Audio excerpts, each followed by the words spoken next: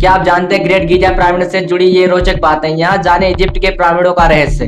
वैसे तो मिस्र में कई पिरामिड है और काहिरा के उपनगर में गीजा में 3 पिरामिड है, लेकिन सिर्फ गीजा का ग्रेट पिरामिड ही प्राचीन विश्व के 7 अजूबों में सूची में है। दुनिया के 7 अजूबों में शामिल ग्रेट गीजा पिरामिड सबसे ऊपर आता है। क्या आप जानते हैं कि इसका सदियों पुराना ऐतिहासिक और बनावट आज भी लोगों को हैरान कर देती है। विश्व का पिरामिड उस समय बनाया गया था जब दुनिया के कई सबसे अमीर और शक्तिशाली सभ्यताओं में से एक था। ये पिरामिड गीजा के महान पिरामिड इतिहास में सबसे शानदार मानव निर्मित रचना में से एक है। मिस्र के पिरामिड का निर्माण तत्कालीन राजाओं के शव को दफनाने के लिए किया जाता था। भारत की तरह ही मिस्र की सभ्यता भी बहुत पुरानी है। वैसे तो मिस्र में कई पिरामिड है, तो काहिरा के उपनगर गीजा का पिरामिड है, लेकिन सिर्फ गीजा का ग्रेट पिरामिड ही प्राचीन विश्व के 7 अजूबों में सूची में है। दुनिया के 7 प्राचीन आचार्यों में से यही एकमात्र ऐसा स्मारक है जो सबसे पुराना है।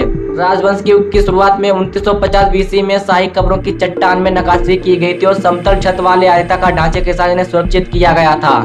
इसे मस्तबा कहा जाता है और ये अग्रगामी पिरामिड थे। ऐसा कहा जाता है कि पिरामिड के वास्तुकार इम्पुडो थे और पुजारी चिक्स जो 1400 साल बाद वहां के लेखों और चित्रों से संत बन गए थे।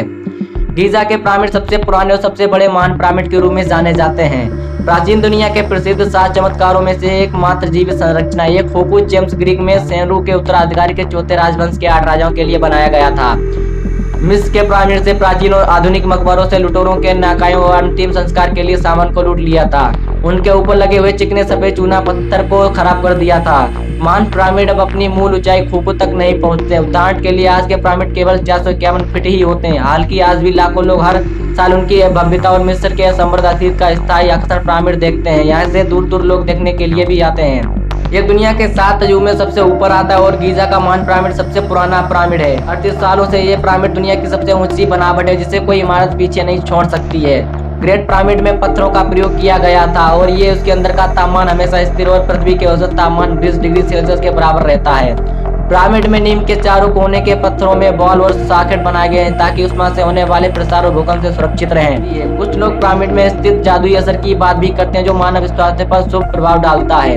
यहाँ पर दूसरे पॉइंट की बात करें तो मिस्र की मम्मी के बारे में आपने जरूर सुना होगा या उससे जुड़ी कई फिल्में देखी होंगी। इजिप्ट के पिरामिडों में दफन ये मम्मी के रेस को अपने भीतर समेटे हुए हैं। इसी कड़ी में आज हम आपको जानेंगे कि रेशमी मम्मियों के बारे में जिन्हें लेकर कई बेरोजगार दावे किए जाते हैं।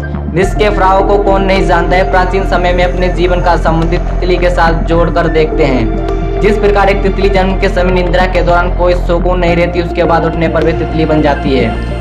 ठीक उसी प्रकार से फराओ मरने के बाद एक विशेष प्रकार का लेप लगाकर और उसे कोकू की तरह पट्टी बांधकर ताबूत में बंद हो जाते हैं। उनका मानना है कि तितली की तरह ही उनके जीवन की नई शुरुआत होगी। आज इजिप्ट की एक मम्मी विश्व भर में लोकप्रिय है। ये मम्मी उन्हीं फराओं की है जो फराओं की अवधि भी या जो कि धार्मिक और राजनीतिक नेताओं को दी जाती थी। इनकी लाश को ताबूत में बंद करके पिरामिड में भी दफनाया जाता है। इसी वजह से मिस्र के कई महान राजाओं और गुरुओं को मम्मी फैशन के करके दिखाया गया है। मिस्र के सभी मम्मियों को पिरामिड में रखा जाता है। उसी दौरान प्राचीन मिस्र के लोगों को मानना था कि पिरामिड एकमात्र ऐसा क्षेत्र है जिसके सभी कोण एक बराबर होते हैं। इस कारण यह खास तरह की ऊर्जा इस क्षेत्र में आती है जो इन मम्मियों को सलामत रखती है। हालांकि जितनी जिज्ञासा पुरातत्वों को किंग तूतनखामेन की मम्मी को लेकर है उतना ही शायद किसी से होगी।